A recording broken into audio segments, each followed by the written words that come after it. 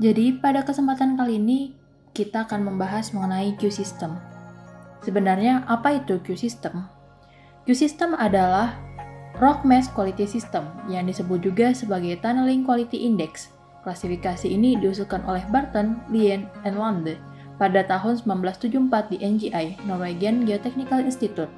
Maka dari itu, terdapat beberapa yang menyebutkan sebagai NGI Classification System. Q-System ini digunakan sebagai klasifikasi massa batuan yang sering digunakan dalam studi terowongan dan goa.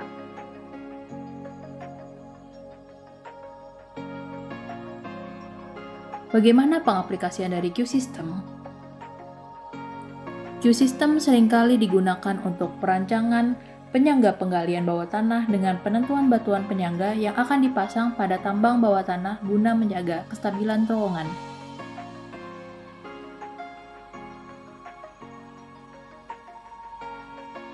Stabilitas massa pada batuan akan memberikan nilai Q-System atau nilai Q.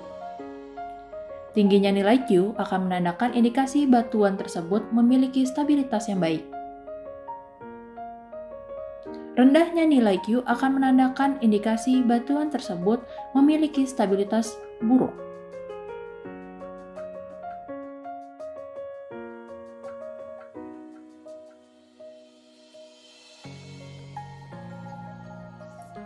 Sebelumnya, bagaimana sih kita mendapatkan nilai Q? Nilai Q ini bisa didapatkan berdasarkan 6 parameter sebagai berikut.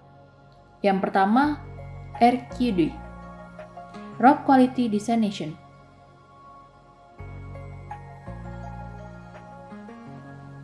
Yang kedua, jumlah kekar atau joint set number. Yang ketiga, kekasaran kekar atau kekar utama atau joint roughness number. Yang keempat adalah derajat alterasi atau pengisian sepanjang kekar yang paling lemah atau joint alteration number. Yang kelima, aliran air atau joint water reduction number. Yang keenam, faktor reduksi tegangan atau stress reduction factor.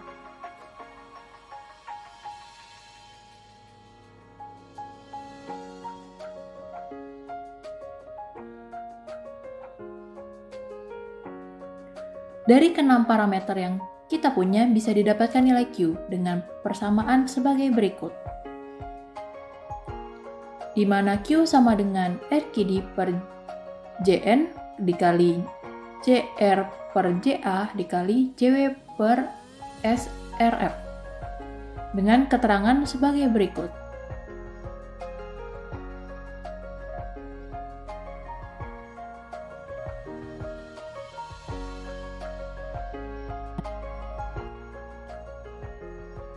Untuk selanjutnya, agar kita semua lebih memahami nilai Q, maka kita akan bahas 6 parameter tersebut.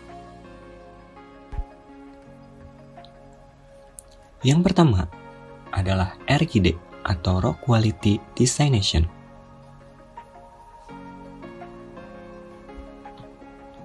RQD dikembangkan pada tahun 1964 oleh Der. Secara sederhana, RQD merupakan jumlah panjang core yang lebih dari 10 cm yang dipersentasekan dengan total panjang core. Nilai RQD ini dapat pula dipakai untuk memperkirakan penyangga terowongan. Saat ini RQD sebagai parameter standar dalam pemberian inti bor dan merupakan salah satu parameter dalam penentuan klasifikasi massa batuan.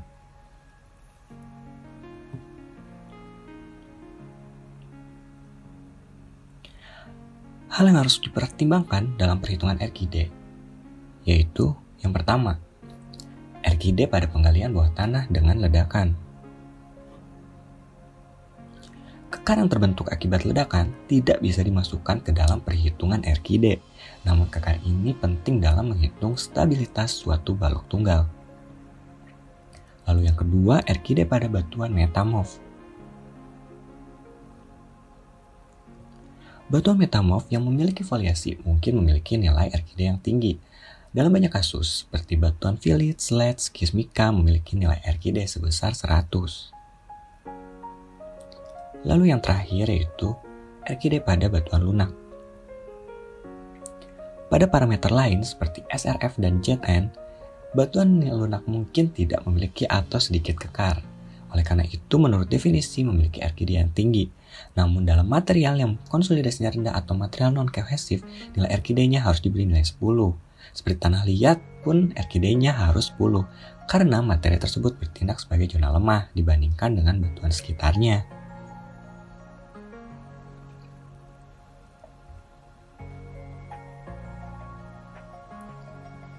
Nah, berikut adalah klasifikasi dari RKD itu sendiri. Yang pertama ada klasifikasi batuan berdasarkan RKD yang dikeluarkan oleh Pattern tahun 1978. Lalu ini adalah bobot nilai RKD dalam klasifikasi NGI dalam Barton 1974.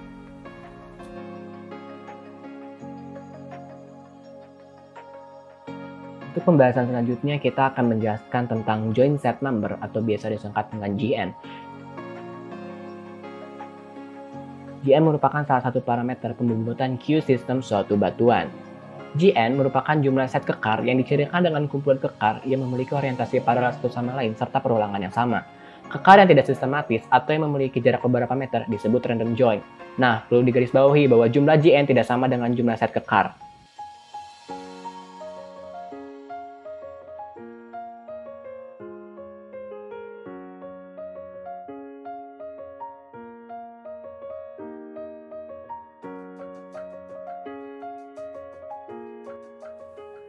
Dengan mempelajari bentuk balok dalam masa batuan, arah kekar yang menonjol akan jelas. Tabel di atas memberikan nilai parameter untuk JN sesuai dengan jumlah set kekar dan kekar acak. Dalam lubang bawah tanah, set kekar seringkali cukup mudah untuk diidentifikasi. Jika set kekar sulit diidentifikasi secara langsung, orientasi jumlah kekar dapat diplot dalam stereonet. Arah kekar yang berbeda kemudian akan terjadi sebagai konsentrasi dalam stereogram. Contoh berikut ada di sebelah kiri layar Anda. Untuk pembahasan selanjutnya, kita akan menjelaskan tentang interblock shear strength atau joint friction. Kalau di rumus kita lihatnya dari JR bagi JA.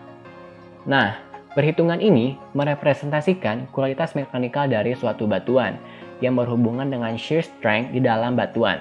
Bidang diskontinuitas pada tiap batuan mempunyai nilai roughness dan nilai alterasi yang berbeda, sehingga Q system menggunakan hasil kemungkinan terburuk dari perhitungan ini. Joint roughness number atau biasa disingkat dengan JR. JR menunjukkan kekasaran bidang permukaan kekar pada setiap set kekar dan juga kuat geser bidang diskontinuitas atau biasa disebut dengan shear strength. Joint friction tergantung dari karakter dinding permukaan kekar tersebut, apakah dia itu undulating, planar, rough, atau smooth.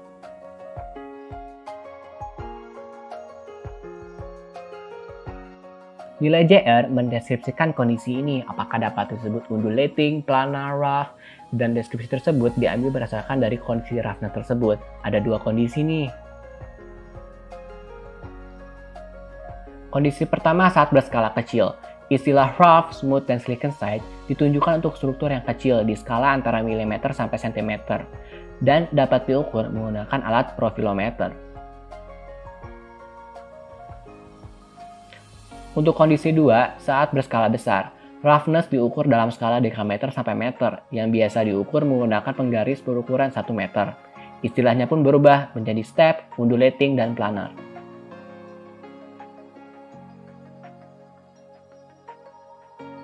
Berikut gambar untuk membedakan rough, smooth, step, undulating, dan planar. Berikut juga tabel klasifikasi joint roughness number.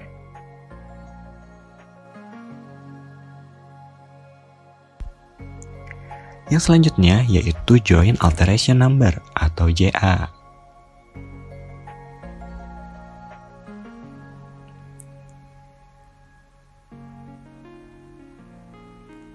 JA merupakan parameter yang menunjukkan kondisi alterasi pada bidang diskontinuitas. Material yang mengisi kekar sangatlah menentukan nilai dari joint friction. Saat mempertimbangkan joint infill, ada dua faktor yang sangat penting, yaitu ketebalan dan komposisi mineralnya. Untuk menentukan JA, joint infill dibagi menjadi 3 kategori berdasarkan ketebalannya. Yang pertama,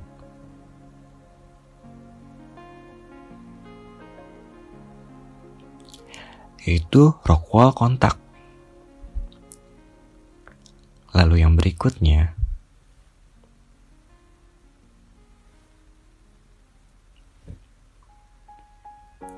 yaitu yang kedua, yaitu rock wall contact before 10 cm of shear deformation. Lalu yang selanjutnya adalah yang terakhir ini,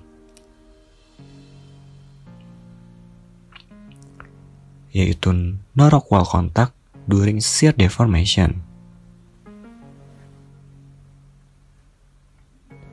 Jenis mineral juga sangat menentukan di mana jenis mineral swelling clay sangat buruk untuk stabilitas, jadi analisis lempung sangatlah diperlukan.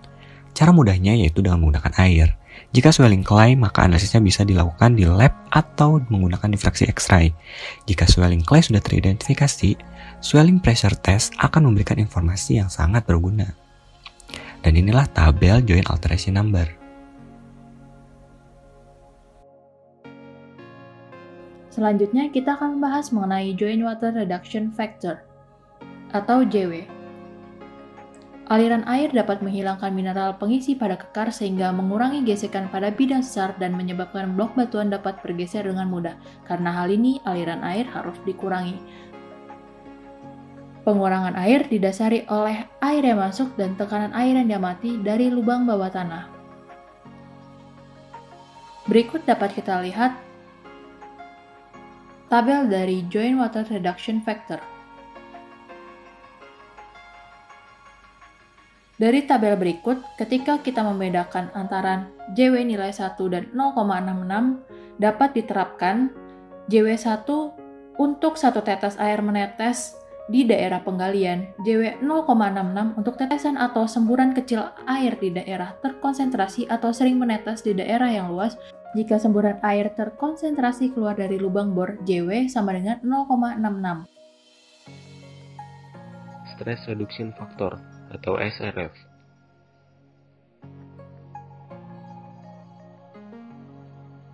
Secara umum, SRF menjelaskan hubungan antara stres dan kekuatan batuan di sekitar bukaan bawah tanah. Dalam menentukan SRF, situasi stres harus ditentukan terlebih dahulu. Nah, situasi stres ini diklasifikasikan ke dalam 4 kategori, sesuai tabel di bawah ini. Yang pertama ada zona lemah yang memotong bukaan bawah permukaan yang dapat melonggarkan massa batuan. Yang kedua ada competent rock. Yang ketiga ada squeezing rock atau deformasi plastis. Yang keempat ada swelling rock. Berikut penjelasan dalam tabel.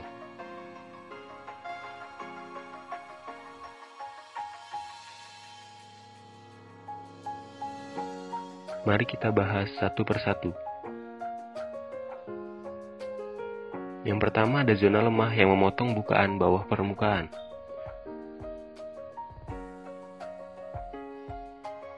Zona lemah adalah zona yang memiliki rekahan atau terubah secara kimiawi. Oleh karena itu, secara substansial, lebih lemah dari batuan di sekitarnya. Secara umum, dari zona lemah adalah sebagai berikut.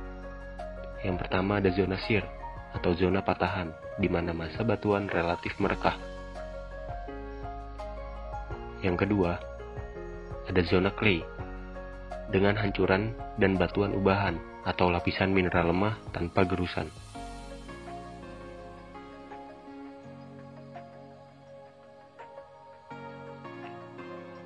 Nah, untuk mendeteksi jika batuan tertekan atau tidak, massa batu dapat dipukul dengan palu atau batang penskalaan. Jika suara berongga ditimbulkan oleh pukulan dan blok kecil mudah hancur, batu dapat dianggap tertekan dan nilai SRF lebih dari 1 dapat ditentukan.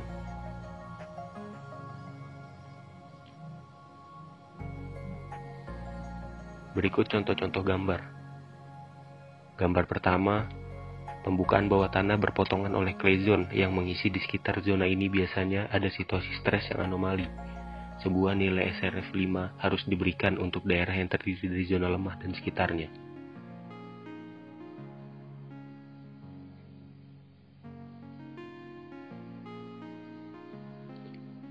Pada gambar B, beberapa zona tanah liat mengisi dan bersinggungan dengan bukaan bawah tanah, dan nilai SRF dari 10 harus digunakan untuk bagian tertentu. Selanjutnya untuk bahasan kedua, kompeten rock. Kompeten rock merupakan hubungan antara kekuatan batu dan stres yang menentukan untuk nilai SRF dalam kategori B dalam tabel yang telah diberikan. Tekanan medium umumnya akan paling baik untuk stabilitas, dan SRF kemudian akan 1, tekanan horizontal yang cukup tinggi, baik untuk puncak terowongan, dan SRF 0,5 dapat digunakan dalam beberapa kasus. Tekanan rendah akan menyebabkan masalah pada stabilitas, namun tekanan yang tinggi juga dapat membuat batu menjadi pecah atau spaling. Dalam batuan masif yang kompeten dan relatif, nilai SRF dapat diperkirakan ketika rasio sigma C atau sigma theta diketahui. Menurut pengamatan, ini hanya berlaku untuk RKD per JN lebih dari 10. Dalam banyak kasus, tegangan batuan diinduksi oleh sisi lembah yang tinggi memberikan tekanan prinsip yang tinggi, tekanan tangensial yang tinggi, dan tekanan anisotropik, seperti yang diilustrasikan pada gambar berikut.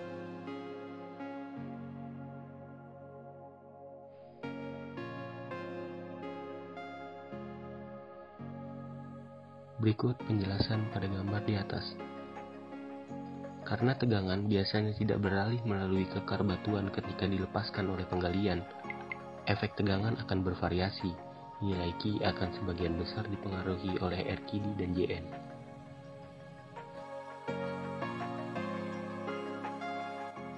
Selanjutnya ke pembahasan ketiga. Pembahasan ketiga di sini mengenai squeezing rock. Squeezing rock adalah massa batu di mana deformasi plastis terjadi di bawah pengaruh tekanan tinggi. Ini akan terjadi pada batuan lunak ketika tekanan melebihi kekuatan massa batu. Pada batuan lunak, stabilitas batuan akan bergantung pada kekuatan tekan batu, dan parameter Q yang lain tidak terlalu berperan penting.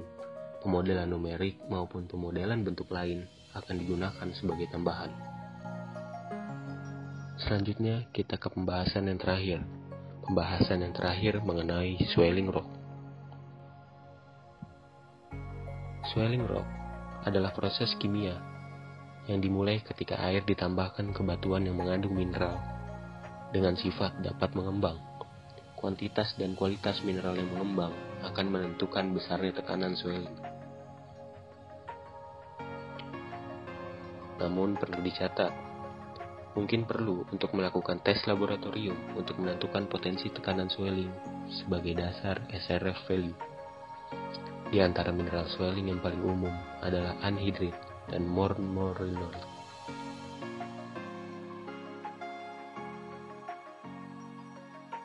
Pembahasan terakhir adalah geosistem di lapangan.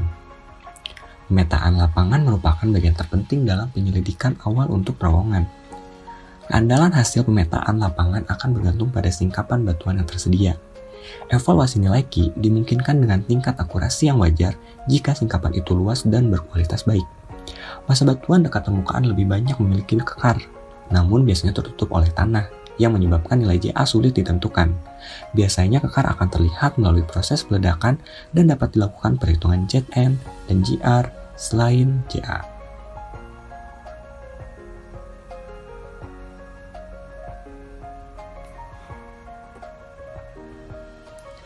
Kemudian kondisi air bawah permukaan atau JW sulit diprediksi hanya dari pemetaan di lapangan, tes Lugeon dalam lubang bor, dan atau data empiris dari proyeksi dalam massa batuan yang sama diperlukan untuk mendapatkan prediksi yang baik tentang kondisi air. Prediksi nilai SRF dapat dibuat berdasarkan fitur topografi dan informasi yang tersedia mengenai situasi tekanan di wilayah tersebut. Informasi dari penggalian bawah tanah terdekat dan fitur topografi mungkin bermanfaat.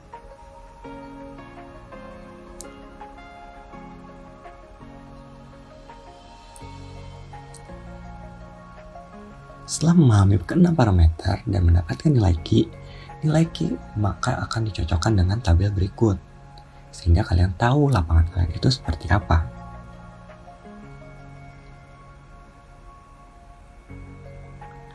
Tabel ini diklasifikasikan oleh Barton dan kawan-kawan pada 2015 dan sering digunakan untuk menentukan nilai Q.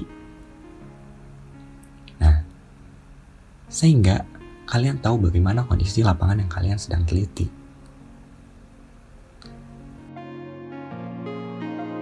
Dari kelompok kami, sekian dan terima kasih.